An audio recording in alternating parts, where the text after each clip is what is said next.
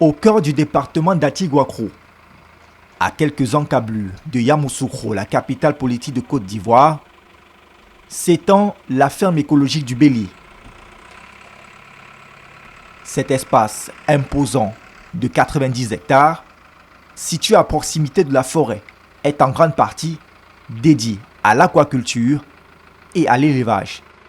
Alors donc cette ferme consistait à faire l'élevage seulement de la pisciculture. Mais en dehors de ça, après on a eu d'autres idées, d'autres réflexions pour dire que pourquoi pas faire une ferme éco-touristique. Alors donc ça consistait à ajouter d'autres activités en dehors de l'élevage. Et là on a décidé de faire des plein air au niveau de la ferme pour accueillir vraiment la population qui aime la nature et qui vient se recueillir tout en consommant ce que nous produisons ici.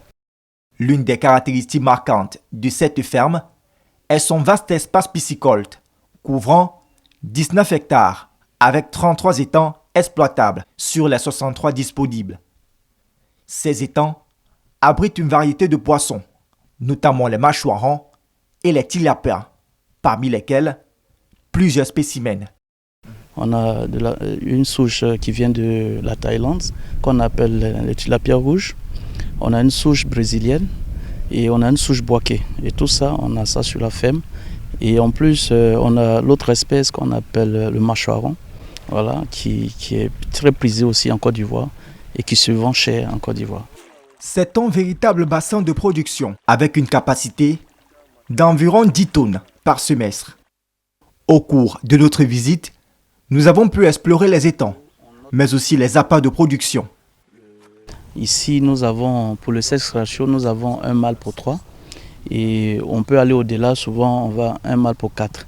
Et donc dans chaque appât, on essaie par rapport au mètre carré, parce que le mètre carré, ça fait un mâle pour 3, comme un mâle pour 4. Donc du coup, en fonction de ça, en fonction des appâts que vous voyez, on a mesuré le mètre carré et on a déposé ces poissons-là pour la reproduction. Une fois les croisements effectués, les larves sont ensuite conduites à l'écloserie. Une particularité de la ferme, c'est ici que les élevants sont produits avant d'être introduits dans les étangs. Ici, nous recevons les larves. Mais comment est-ce que ça se passe? Les larves font d'abord avec les parents dans les appâts.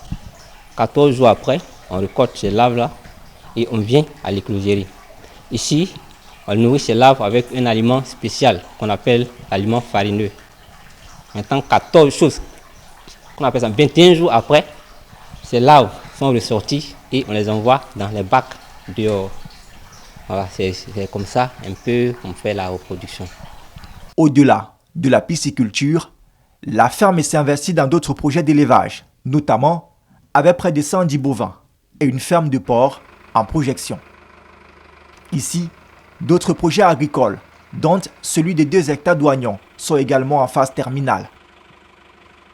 Construite pour accueillir les visiteurs pendant la 34e édition de la Coupe d'Afrique des Nations, la ferme écologique du Bélier, qui n'a pas atteint cet objectif, poursuit sa mue. Selon des informations, c'est près de 2000 milliards de francs CFA qui ont été investis sur cet espace.